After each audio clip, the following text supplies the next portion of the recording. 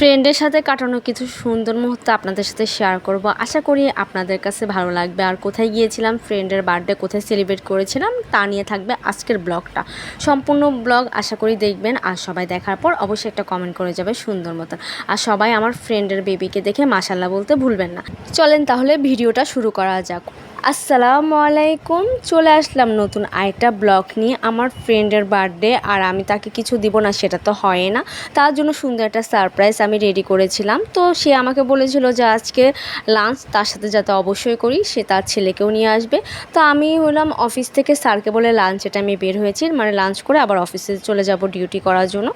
তারপরে কেক নিয়ে চলে আসলাম রেস্টুরেন্টটা হলো অ্যাক্সেস রোডে অর্নেট, কম বেশি সবাই চিনে। তো আমার ফ্রেন্ড এসেছে, দেখেন ওর বেবিকে মাশাল্লাহ ওখানে শুয়ে রেখেছে। তারপর হলো আমরা মেনু দেখছিলাম। তো আমরা এটা হলাম প্লেটার নিব, আর এটা হলো ক্যাশোনাট সালাড নেবে। তো দুইটা নিয়েছিলাম আর দুইটা কোল্ড ড্রিঙ্কস নিয়েছিলাম।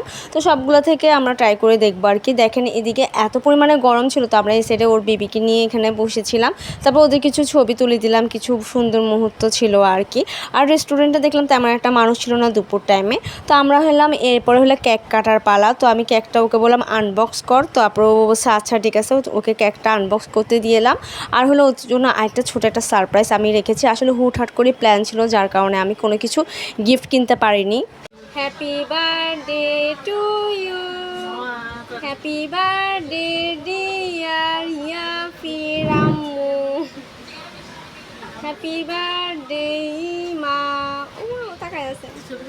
আমার ফ্রেন্ড কেকটা কাট করলো, দেখেন ওর বেবি সুন্দর মতন তাকিয়ে আছে মাশাল্লাহ। তারপরে হলো কেকটা সুন্দর মতন কেটে আমার ফ্রেন্ড নিজে কেটে নিজে খেয়ে নিচ্ছে। তারপর হলো মুখে আমি খাইয়ে দিব। ও ছেলে চুপচাপ দেখতেছে মা কী করছে। আমি যে হ্যাপি বার্থডে ইয়াফির আম্মু বলছি, সে অনেকটা খুশি হয়েছে। আসলে বাচ্চারা কিন্তু ওদের নামটা বুঝে, আর মার কথা বললে কিন্তু বুঝে। এখানে কিন্তু ওকে খাওয়াচ্ছে না, কারণ ও এখনও ছোট অনেক, ও আসলে না খাওয়ানোই ভালো বাইরের কিছু। তো ওর জাস্ট মুখের সামনে নিয়ে ছবি তুলেছে, ও নিজেও হা করে নাই। অন্যান্য বাচ্চারা বেবিরা কিন্তু খাওয়ার জন্য মানে ছটপট করে, বাট ওর খাওয়ার কোনো ইন্টারেস্ট নেই, ও তাকিয়েছিল। তারপর আমিও খেলাম। এরপরে ওর জন্য একটা মানে সারপ্রাইজ, এটা হলো একবার সিম্পল। আসলে আমি হুটহাট করে প্ল্যান ছিল, তো আমার কোনো কিছু কেনার মতন টাইমও ছিল না। ও এমন টাইমে বলেছে যখন রাতের 12টা।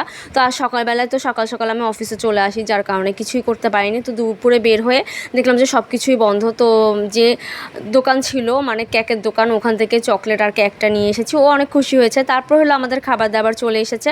আর অর্নেটের খাবার কিন্তু বরাবরের মতন অনেক মজা। আর আমার ফ্রেন্ডের কাছে তো এখন টপ ফ্যানের কার্ডও আছে। তো আমাদের কিন্তু 10% ডিসকাউন্ট দিয়েছে। যারা অর্নেটে প্রায় খান তারা কিন্তু টপ ফ্যানের কার্ডটা পেয়েছে। তারপর হলো আমরা খাওয়া দাওয়া শুরু করবো। আমার কাছে ওদের প্লেটিংটা অনেক সুন্দর লেগেছে, মানে ডেকোরেশনটা অনেক ইউনিক লেগেছে, দেখতেও সুন্দর লাগছিল। কিন্তু খাবারটা কিন্তু অনেক মজা ছিল, গরম গরম সার্ভ করেছে, মানে অনেক গরম ছিল। তারপর আমি একটু ক্যাশোনাট সালাডটাও খেলাম। তো আমাদের খাওয়া দাওয়া করা শেষ। সোনার বাংলাদেশ, এই যে আমার ফ্রেন্ড রেস্ট নিচ্ছে, আরও অর্ধেক খায়নি ক্যাশোনাট সালাড, ওইটা হলো পার্সেল করে নিচ্ছে। আসলে এত পরিমাণে গরম পড়ছে, আর গরমের মধ্যে এসে কিন্তু খাওয়াও যায় না এত কিছু।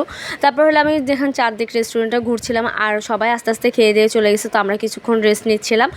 তারপর হলো আমি আবার চলে যাব, ওদেরকে গাড়িতে তুলে দেবো। দেখেন ও কি মনোযোগ সহকারে আঙ্গুল খাচ্ছে। তারপর হলো অনেক ঘামিয়ে যাচ্ছে। আর তারপর আমরা কিছুক্ষণ পরে বের হয়ে যাব, একটু ফ্যানের বাতাসে ওকে নিয়ে বসেছিলাম।